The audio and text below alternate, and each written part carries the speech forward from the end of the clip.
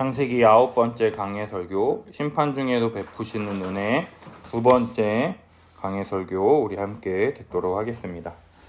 지난주 사람이 땅 위에 번성하기 시작할 때 그들에게서 딸들이 나니 하나님의 아들들이 사람의 딸들의 아름다움을 보고 자기들이 좋아하는 모든 여자를 아내로 삼았다는 것에 대해서 살펴봤습니다. 하나님의 아들이란 새 세계부에 속한 경건한 후손들이 하나님을 떠난 가인의 후손인 사람의 딸들의 아름다움을 보고 그들을 아내로 삼았고, 따라서 경건한 후손들 또한 모든 경건을 잃어버리고 하나님의 가르침을 잃어버리며 계속해서 타락의 길을 가게 되는 것을 살펴보았습니다.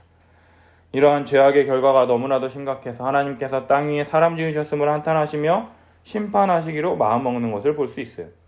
하나님이 원하셨던 세상과는 너무나 다른 세상, 따라서 여호와께서 사람의 죄악이 세상에 가득함과 그 마음으로 생각하는 모든 계획이 항상 악할 뿐임을 보시고 땅 위에 사람 지으셨음을 한탄하사 마음에 근심하시고 내가 창조한 사람을 지면에서 쓸어버리되 사람으로부터 가축과 기는 것과 공중의 새까지 그리하리니 내가 그것들 지었음을 한탄함이라 말씀하시는 것을 볼 수 있었다라는 것이죠. 그러나 그러한 상황 속에서 노아는 여호와 하나님께 은혜를 입는 것을 볼 수 있습니다.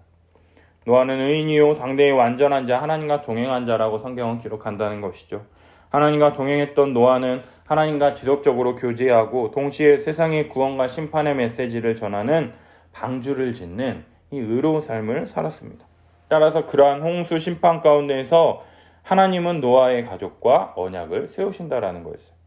하나님과 노아가 맺으시는 언약은 새로운 언약이 아니라 사람의 범죄와 타락에도 불구하고 하나님의 나라를 이 땅 가운데 드러내시려 했던 하나님의 창조 언약을 계속해서 보존하시겠다라는 그런 의지를 나타내신다라는 거였어요. 따라서 노아와 노아의 아내 세 며느리까지 8명이 방주로 들어가고 혈육 있는 모든 생물을 각기 암수 한 쌍씩 방주로 끌어들여 노아의 가족들과 함께 생명을 보존하게 하신다라는 것이었죠.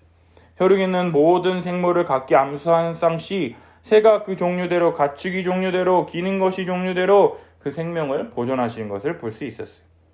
또한 방주 안에서 생활할 수 있도록 먹을 모든 양식을 가져다 저축하라 말씀하신다라는 거죠. 이러한 하나님의 말씀에 노아가 그와 같이 하여 하나님이 자기에게 명하신 대로 다 준행하였더라 성경은 기록한다라는 것이에요. 하나님께서 노아에게 방주를 만들라고 지시하신 말씀대로 노아는 다 준행했습니다. 하나님이 명령하신 내용들이 많은 땅에 커다란 배를 만들라고 하는 정상적이지 않은 것들이었음에도 불구하고 노아는 그 말씀에 순종하여 120년 동안 큰 배를 만드는 것을 볼 수 있었다라는 거죠. 많은 사람들의 손가락과 비난을 감수하면서 노아는 하나님이 자신에게 명령하신 대로 다 준행하는 것을 볼 수 있습니다. 노아가 하나님이 명령하신 대로 준행할 수 있었던 이유는 여호와께 은혜를 입었기 때문이었어요. 여호와께 은혜를 입음을 통해서 하나님의 말씀에 온전히 순종하며 120년간 묵묵히 꾸준하게 자신의 자리에서 자신에게 주어진 이 방주를 만들며 여호와께서 말씀하신 모든 것을 준행할 수 있었던 것처럼 예수 그리스도로 말미암아 우리에게 주어진 이 하나님의 뜻에 순종하며 살아갈 수 있는 은혜가 우리들에게도 동일하게 주어졌다라는 것이 우리가 지난주에 살펴봤던 내용이라는 것이죠. 드디어 오늘 7장 1절 노아가 방주를 다 완성하고 난 뒤에 여호와 하나님께서 노아에게 말씀하십니다. 너와 내 온 집은 방주로 들어가라. 이 세대에서 내가 내 앞에 의로움을 내가 보았음이라 말씀하신다라는 것이죠. 노아는 하나님께 은혜를 입은 자로서 하나님과 동행하며 의롭게 의의 길을 걸어갈 수 있었으며 따라서 하나님께서 그를 인간의 대표로서 노아를 통해서 인류가 보존될 자로 선택하신 것이라는 거죠. 이러한 노아에게 하나님께서 모든 정결한 짐승은 암수 7씩, 부정한 것은 암수 2씩을 4개로 데려오며 공중의 새도 암수 7씩 데려와 그 씨를 온 지면에 유전하게 하라 말씀하신다라는 거예요. 6장 19절에서 20절에는 암수 한 쌍씩, 새, 가축, 땅에 기는 모든 것들이 나와 생명을 보존하게 하셨다면 7장에서는 정결한 짐승은 암수 7씩, 부정한 것은 암수 2씩, 공중의 새도 7씩 데려와 지면에서 계속 보존될 수 있도록 말씀하신다라는 거예요. 우리 생각에는요, 정결한 짐승만 데려와서 보존하도록 하면 될 텐데, 하나님은 정결하지 않은 짐승들까지도 암수 둘씩 데리고 와서 보존될 수 있도록 하시는 것을 보게 된다라는 것. 그리고 정결한 짐승과 새는 왜 7씩 데려오라고 하나님 말씀하시는 것일까요? 많은 학자들이 이야기하는 바로는 이 7장 이후에 8장에 보면 홍수 이후 밖으로 나와서 하나님께 제사로 드릴 제물로 바쳐졌기 때문에 7씩 방주 안으로 들였다 이야기하기도 하고요. 성경에서 7은 완전수이기 때문에 정결한 것들은 하나도 빠짐없이 완전하게 보호하시는 하나님의 섭리를 나타낸다고 이야기한다는 것. 7이라는 숫자를 통해서 정결한 모든 것들을 하나님이 지키시고 보호하신다 이렇게 얘기한다는 거예요. 따라서 이제 7일 후면 비가 40일 동안 땅에 내려 땅의 모든 생물을 지면에서 쓸어버릴 것에 대해서 하나님은 노아에게 말씀하신다라는 것이죠.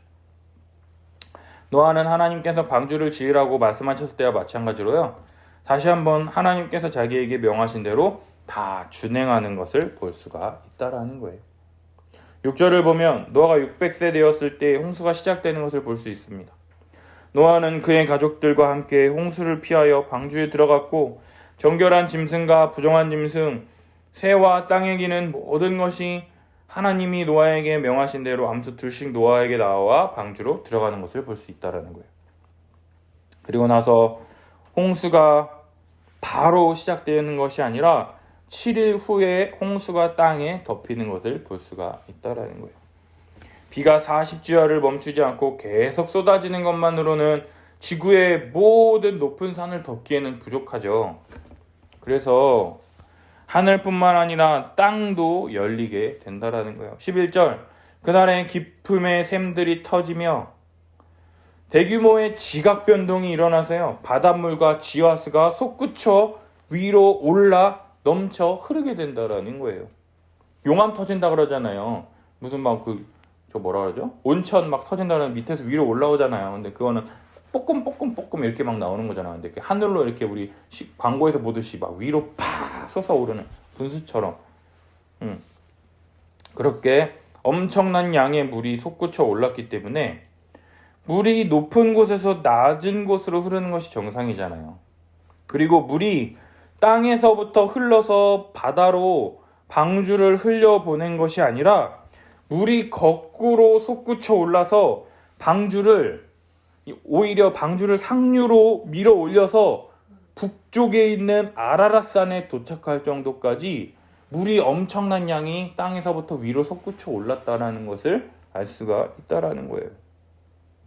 이것은 하나님께서요, 인간의 죄악을 쓸어버리시기 위하여 행하신 심판이 너무나도 두렵고 상상하기조차 힘든 심판이었다라는 것을 우리에게 알려주고 있다라는 것이죠. 물이 점점 많아지면서 방주가 물에 뜨기 시작했어요. 지난주에 말했잖아요. 이 방주는 돛과 키가 없다고요. 방주는 그냥 물 위에 둥둥 떠다니면서 휩쓸렸다라는 거예요. 이리저리 물이 막 솟구치니까 얼마나 빠른 유속으로 이리저리 휩쓸리며 부딪혀 방주가 파손되면 어쩌나 하면서 불안해하며 그 안에 있는 노아의 가족들은 얼마나 두려웠을까요? 그러나 마침내 가장 높은 산보다 7m나 더 높은 곳에 방주가 떠다닐 정도로 물이 가득 찼습니다. 창세기 1장에 궁창 위의 물과 궁창 아래의 모든 물이 터져 나와서 땅에 있는 모든 것들을 홍수로 심판하신다라는 것이죠. 이러한 무자비한 홍수 심판은요, 창세기 1장 2절에 땅이 혼돈과 공허로 가득하며 흑암이 깊음 위에 있는 상태가 다시 한번 이 땅 위에 재연출되었다라고 할 수 있다라는 거죠.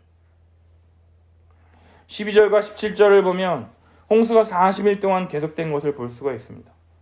이번 여름 장마 기간에 사상 최대로 긴 장마 기간이라고 해서 비가 좀 많이 내렸잖아요. 그러니까 춘천부터 비가 많이 오니까 한강물이 범람해서, 그래서 출근 시간에 올림픽대로와 강변북로가 통제되면서 출근길에 한번 난리 난 적이 있지 않습니까? 며칠 동안 물이 안 빠져가지고. 비가 며칠만 와도 그렇게 난리가 나는데 40일 동안 그치지 않고 위에서 내리는 것뿐만 아니라 아래에서 물이 엄청나게 터지고 난리가 나니까 비가 그렇게 많이 내리는데 물이 밑에서부터 솟구쳐 오르는데 어느 누가 당할 지주가 있겠습니까? 21절 땅 위에 움직이는 모든 생물이 다 죽었으니 곧 새와 가축과 들짐승과 땅에 기는 모든 것과 모든 사람이 육지에 있어 그 코에 생명의 기운이 숨이 있는 것은 다 죽었더라고 성경은 기록한다라는 거예요. 천하의 가장 높은 산도 다 잠기고 그 산보다 7m 이상 물이 가득 차 있으니 23절 지면의 모든 생물을 쓸어버리시니 곧 사람과 가축과 기는 것과 공중의 새까지 쓸어버림을 당하였으되 노아와 그와 함께 방주에 있던 자들만 남았더라. 하나님께서 홍수로 이 세상을 심판하실 것이라고 이미 3번이나 강조해서 말씀하셨어요. 우리 6장 7절, 13절, 17절 함께 읽겠습니다. 이르시되 내가 창조한 사람을 내가 지면에서 쓸어버리되 사람으로부터 가축과 기는 것과 공중의 새까지 그리하리니 내가 그것들을 지었음을 한탄함이니라 하시니라. 하나님이 노아에게 이르시되 모든 혈육 있는 자의 포악함이 땅에 가득하므로 그 끝날이 내 앞에 이르렀으니 내가 그들 땅과 함께 멸하리라. 내가 홍수를 땅에 일으켜 무릇 생명의 기운이 있는 모든 육체를 천하에서 멸절하리니 땅에 있는 것들이 다 죽으리라. 아멘. 하나님께서 이 땅의 모든 육체를 쓸어버리겠다고 3번씩이나 이미 말씀하셨어요.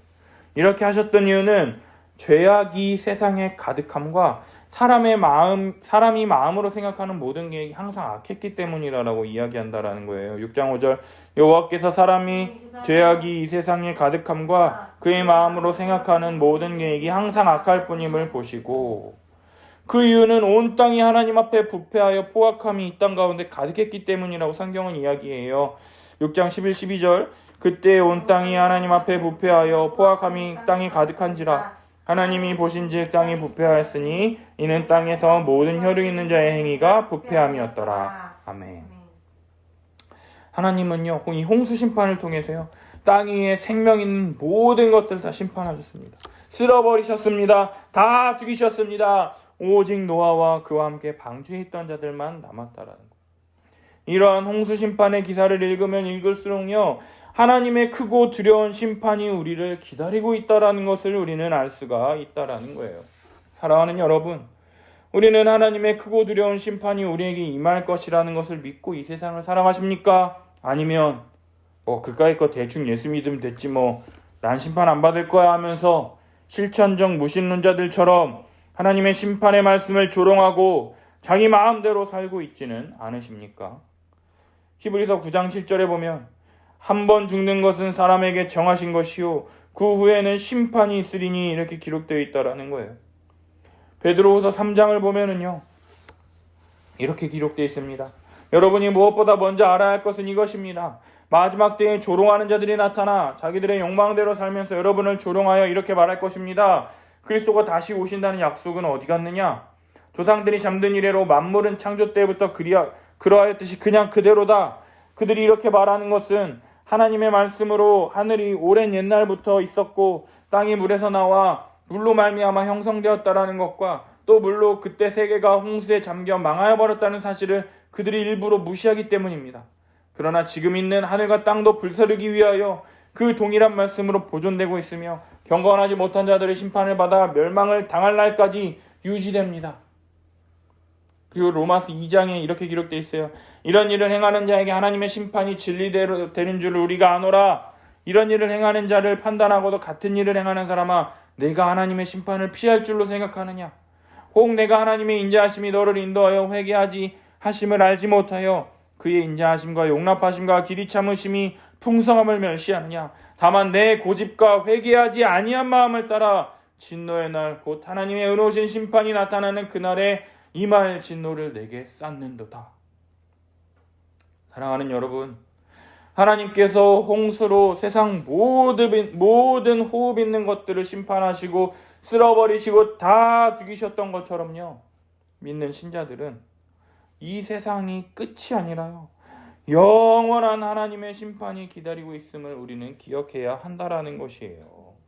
그러할 때 이 세상에서 살아온 삶의 내용에 따라서 하나님께서 우리를 심판하신다라는 것을 기억하고 이러한 심판으로부터 우리를 구원하시기 위하여 은혜 베푸신 그분의 은혜와 자비를 믿음으로 우리를 구원하시는 하나님의 은혜에 감사하며 찬송드리며 하나님께 영광 돌리는 삶을 살 수 있게 된다라는 것이에요. 그런데 홍수심판은 더럽고 무서운 하나님의 심판에 대해서만 이야기하지 않습니다. 크고 두려운 심판 가운데서 하나님의 구원의 은혜가 얼마나 크게 나타나는지 우리에게 보여줍니다. 엄청난 심판 가운데에서 하나님의 구원의 은혜가 더욱 크게 대조적으로 더 부각되는 것으로 볼 수 있는데요. 13절 홍수가 시작되었을 때에 방주에 들어간 사람들과 생물들에 대해 다시 한번 기록하는 것을 볼 수 있다라는 거예요. 노아와 그의 아들 셈, 함, 야벳과 노아의 아내와 세 며느리가 다 방주로 들어갔고 그 모든 들짐승이 그 종류대로 모든 가축이 그 종류대로 땅에 기는 모든 것이 그 종류대로 모든 새가 그 종류대로 생명의 기운이 있는 육체가 둘씩 노아에게 나와 방주로 들어갔으니 들어간 것들은 모든 것의 암수가 하나님이 노아에게 명하신 대로 들어가매 여호와께서 그를 들여보내시고 문을 닫으시는 것을 볼 수 있다라는 거예요. 그 종류대로라고 하는 이 말이 반복됨을 통해서요. 창세기 1장에서 하나님이 말씀으로 창조하신 땅 위에 풀과 씨 맺는 채소와 각기 그 종류대로 물 위의 모든 생물들을 그 종류대로 모든 새를 그 종류대로 땅 위의 모든 가축과 기는 것과 그 짐승을 그 종류대로 창조하셨던 것처럼 창조하신 모든 생물을 보존하시고 다시금 온전하며 새로운 세상을 창조하시기 위하여 그 종류대로 방주에 들어가게 하시는 하나님의 은혜를 살펴볼 수가 있다라는 거예요. 그런데 성경을 자세히 살펴보면요. 하나님은 방주로 불러들이신 구원받은 사람들과 모든 생물들을요. 아주 귀하게 아기 다루듯이 다루는 것을 볼 수 있다라는 거예요. 1절과 3절, 13절에서 15절 두 번씩이나 같은 내용을 더욱 구체적으로 반복하면서 이러한 크고 두려운 하나님의 심판 가운데에서 구원받는 자들을 하나도 빠짐없이 한 사람 한 사람 이름 부르는 듯이 출석 체크하듯이 기록하고 있다라는 거예요. 그리고 오늘 본문에서 살펴볼 수 있는 특징이 있는데요. 이러한 구원이 하나님의 모든 주도 아래에서 주도 면밀히 실행된다라는 것이에요. 하나님은 노아에게 방주를 지으라고 명령하셨을 뿐만 아니라 방주에 들어가라고 하신 것도 하나님의 명령에 따라서 이루어지는 것을 볼 수가 있다라는 거예요. 그에 따라서 노아 일행은 하나님의 명하신 대로 방주에 들어가는 것을 볼 수 있습니다. 이뿐만 아니라 모든 생물들이 함께 방주에 들어갈 때요. 노아와 그의 아들들이 모든 짐승을 다 데리고 와서 방주로 들어간 것이 아니라 15절 무릇 생명의 기운이 있는 육체가 둘씩 노아에게 나와 방주로 들어갔으니 이렇게 기록한다라는 거예요. 모든 생물들이 줄 서서 노아에게 번호표 받고 도장 받고서 방주에 들어가는 이 장면을 한번 상상해 보십시오. 노아에게 번호표 받지 못하면 죽게 되는 것을 알고 노아에게 허락받고 들어가려고 하는 것. 마트에서 10,000원짜리 무슨 닭고기를 2,000원 하면 아줌마들이 우르르 몰려가가지고 막 산더미처럼 줄 서 있는 것처럼 지금 노아에게 나아가기 위해서 줄 서 있는 이런 것들을 한번 생각해 보세요. 노아가 무슨 에버랜드에 있는 조련사들처럼 돌고래를 조련해 나가면서 말 잘 들으면 먹이 주고 그런 능력이 있는 것이 아니라 이 모든 것이 하나님의 은혜에 따라서 하나님이 준비하시고 하나님께서 부족함 없이 실행하신다라는 것이죠. 따라서 하나님의 주도 면밀한 구원 계획에 따라 모든 일이 일사천리로 진행되며 하나님께서 모든 생물을 방주로 이끌어 오셨기 때문에 이러한 일들이 가능하게 되었다라는 거예요. 그리고 마지막 결정적인 하나님의 구원의 은혜를 살펴볼 수 있는데 16절에 여호와께서 마지막으로 노아를 들여보내시고 문을 닫으시니라. 모든 사람들과 생물들을 들여보내고 노아만 남았습니다. 그리고 이제 여호와께서 마지막으로 노아를 들여보내시고 여호와 하나님께서 직접 문을 닫으시는 것이죠. 하나님께서 구원하시기로 작정한 모든 사람들을 다 태우신 후에 최종적으로 하나님께서 방주의 문을 직접 닫으셨습니다. 물론 영이신 하나님께서 인간처럼 행동하시는 것이 아니라 신인 동형론적 표현이라는 거예요. 방주의 문은 노아와 그의 가족들의 입장에서는 구원과 생명의 문이잖아요. 그러나 다른 한편으로는 모든 사람들, 방주에 올라타지 못한 사람들에게는 심판과 죽음의 문이었다라는 거예요. 따라서 이 문을 하나님께서 직접 닫으셨습니다. 그리고 그 문이 열리지 않도록 지키시는 것을 볼 수 있다라는 것이죠. 하나님이 닫으시고 그 문을 지키시기 때문에 아무도 이 문을 밖에서 열 수가 없습니다. 아무도 문을 열고 노아의 영을 밖으로 내보내지 못하기 때문에 방주 안에 있는 사람들의 구원을 절대로 빼앗을 수 없으며 아무도 그 문을 열어 안으로 들어가지 못하기 때문에 하나님의 은혜와 도움 없이는 구원에 이를 수가 없는 것이죠. 세상에 이 문보다 더 중요한 문이 있을까요? 이 문을 닫으신 하나님의 은혜보다 더 큰 은혜가 어디에 있을까요? 사랑하는 여러분, 우리 하나님은 이 심판 가운데 노아와 그의 가족들을 부르시고 은혜를 베푸시는 것처럼 우리에게 동일한 구원의 은혜를 베풀어 주신다라는 것입니다. 우리 한 사람 한 사람의 이름을 다 기억하시고 부르심을 통해서 우리를 구원의 방주로 들이시며 구원의 은혜를 베풀어 주신다라는 거예요. 오늘 본문 1절에 보면 이 세대에서 내가 내 앞에 의로움을 내가 보았습니다. 하나님께서 말씀하십니다. 그러나 성경을 계속해서 살펴보면 우리의 의가 얼마나 보잘것없는 의라는 것을 우리는 너무나도 쉽게 알 수가 있다는 것이죠. 로마서 3장 20절, 갈라디아서 3장 10절 있습니다. 그러므로 율법의 행위로 그의 앞에 의롭다 하심을 얻을 육체가 없나니 율법으로는 죄를 깨달음이니라. 물은 율법의 행위에 속한 자들은 저주 아래 있나니 기록된 바 누구든지 율법책에 기록된 대로 모든 일을 항상 행하지 아니하는 자는 저주 아래 있는 자라 하였습니다. 아멘. 이번 주에요, 십계명 PTS를 공부했습니다. 율법으로서의 십계명 중에 제1계명 너는 나 외에 다른 신을 두지 말라. 즉 유일하신 하나님만을 섬기라, 우상 숭배하지 말라는 것인데 우리 안에 우상으로 삼는 것들이 얼마나 많이 있습니까? 유일하신 하나님을 섬기지 않고 돈을 자기의 우상으로 삼든, 건강을 자기의 우상으로 삼든, 명예를 자기의 우상으로 삼든, 섹스를 자기 우상으로 삼든, 아니면 자식들을 자기의 우상으로 삼든, 하나님의 자리에 하나님이 아닌 다른 것들이 앉아있는 것이 바로 우상이라는 것이죠. 우리가 알지도 못한 채 어느 순간에 하나님이 자리에 다른 것들이 앉아있는 것이 바로 우상이라는 거예요. 그러나 이러한 우상 숭배를 한 번 안 했다고 해서 하나님이 우리를 의롭다라고 인정해 주시는 것이 아니라 모든 일을 항상 행하지 아니하는 자는 율법의 저주 아래 있다, 의롭지 않다고 성경은 선언한다라는 거예요. 따라서 우리로서는 절대로 할 수 없는 의롭다함을 얻는 것, 그 의로움을 누가 성취하셨느냐? 우리 주 예수 그리스도께서 성취하셨다라는 것입니다. 아무런 죄 없으신 하나님이신 우리 주 예수 그리스도께서 우리 죄 위하여 십자가에 달려 죽으심으로 우리의 죄의 문제가 해결이 되었습니다.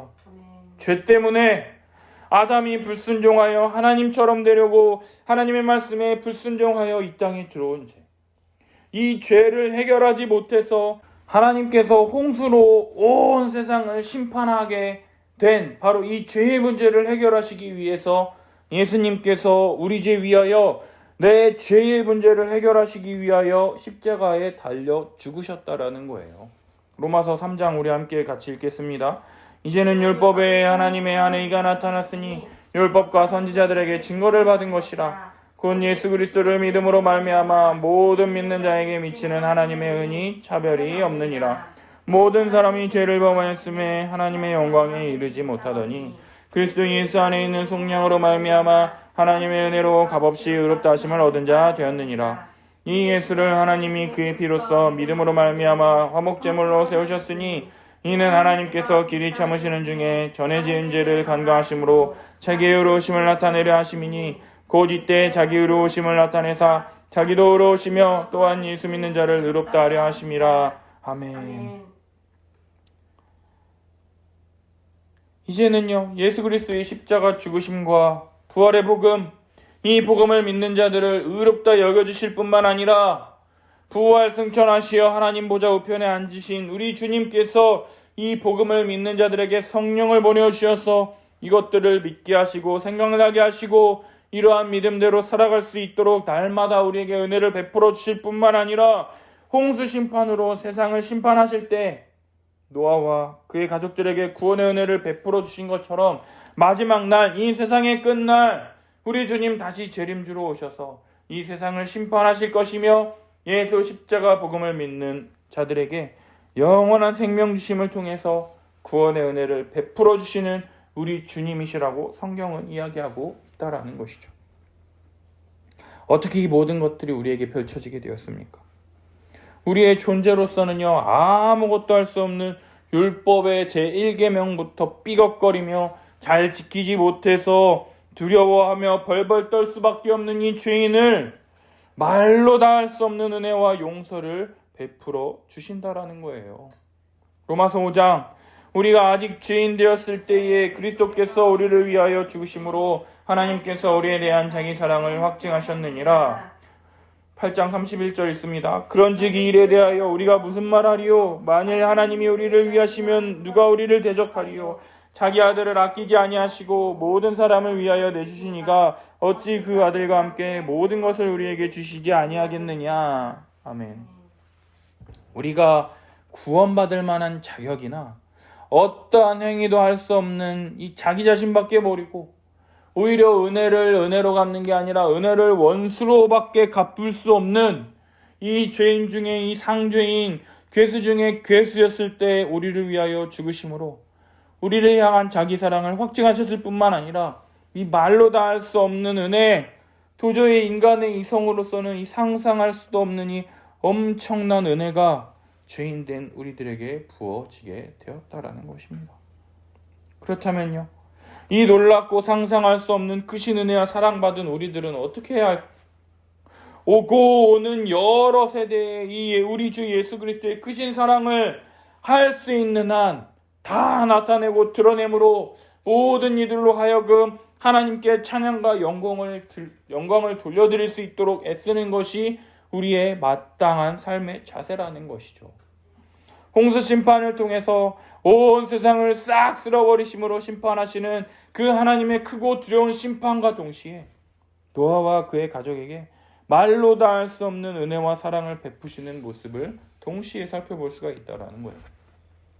온 지면의 모든 생물, 숨쉬는 모든 것을 다 쓸어버리시는 것을 보면서 죄악에 대해서는 일말의 자비도 베푸시지 않으시는 거룩하신 하나님의 모습을 봅니다. 하나님을 믿는다고, 예수 그리스도를 믿는다고 하면서도 여전히 부족하고 모자라고 넘어지고 실수하고 엎드리는 이 부족한 자를 하나님의 이 크고 두려우심 앞에서 아무것도 행할 수 없기 때문에 우리가 행할 수 있는 것은 오직 엎드려 하나님의 은혜와 자비를 베풀어 주시기를 간구할 뿐이라는 거죠. 그런데 그러한 죄인을 향하여 의롭다라고 여겨주시며 구원의 방주로 들이실 뿐만 아니라 방주의 문을 직접 닫으시고 그 누구도 빼앗을 수 없는 구원의 감격과 기쁨을 누리도록 우리에게 은혜를 베풀어 주신다라는 것이에요. 따라서 우리가 할 수 있는 것이 무엇이냐?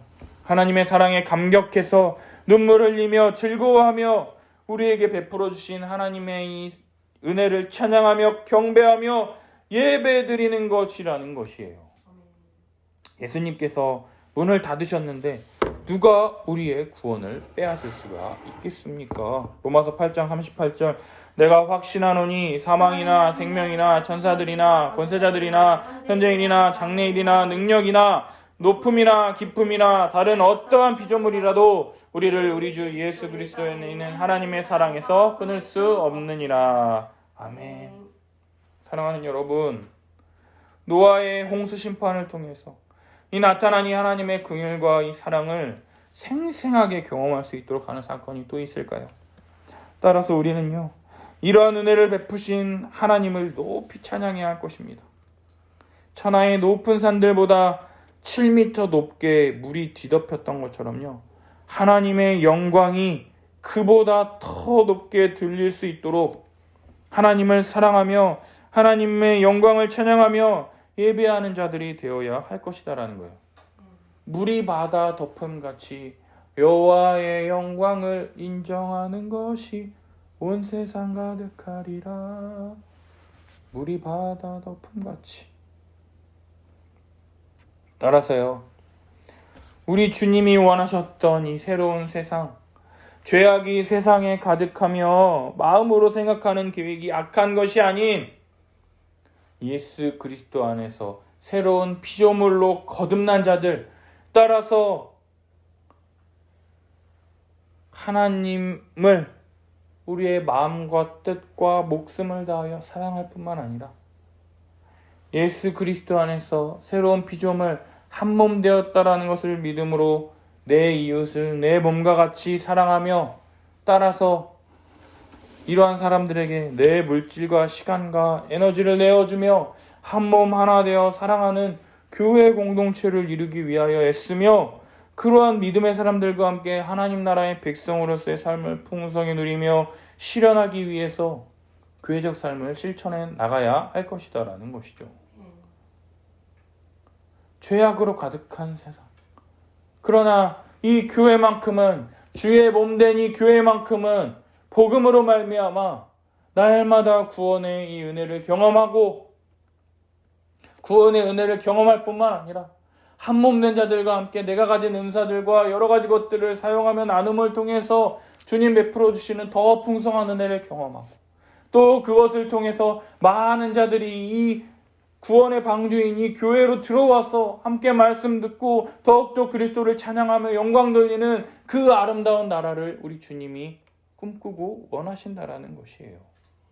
사랑하는 여러분, 이 노아 홍수 심판을 바라보면서 정말 이러한 교회를 꿈꿨으면 좋겠어요. 하나님이 원하셨던 세상, 죄로 가득 찬 세상이 아니라 하나님의 뜻과 의와 영광만이 가득 찬 이 세상, 우리 교회 안에서 펼쳐질 수 있기를, 내 마음부터, 우리 가정부터, 우리 교회부터 이 한국 교회, 전 세계 교회가 될 수 있도록 우리 함께 기도했으면 좋겠어요. 첫 번째로, 하나님의 크고 두려운 심판이 우리를 기다리고 있다는 것을 우리는 날마다 기억해야 한다는 거예요. 하나님 없이 사는 것은요, 세세 계보에 속한 자들에게 상상할 수 없는 것들이었어요. 그러나 작은 죄악, 사람의 딸들을 자기 눈에 좋을 대로 아내로 취하는 것, 자기중심적으로 행동하는 순간부터 우리 안에 죄악은 점점 커지기 시작하는 것을 볼 수가 있다는 거예요. 우리 주님은요, 이러한 죄악에 대해서는 일말의 자비도 베푸시지 않으십니다. 숨쉬는 모든 것들 땅에서 쓸어버리십니다. 없애십니다. 죽여버리십니다. 따라서 우리는 우리의 죄악을 조금도 남김없이 회개하며 주님의 은혜와 자비를 구해야 할 것입니다. 주님을 믿고 살아간다고 말하지만 실천적 무신론자처럼, 하나님 없는 것처럼 자기 자신을 위해 살아가면서 나는 예수님 믿는다고 말하는 거짓된 믿음을 붙잡는 것이 아니라 예수 그리스도의 십자가의 복음을 다시금 붙잡을 수 있도록 은혜를 구해야 할 것이에요. 그러할 때 이 크고 두려운 심판 앞에서 건짐받는 은혜를 누리게 될 것입니다. 두 번째로, 이러한 심판 중에 하나님은 상상할 수 없는 구원의 은혜를 베풀어 주십니다.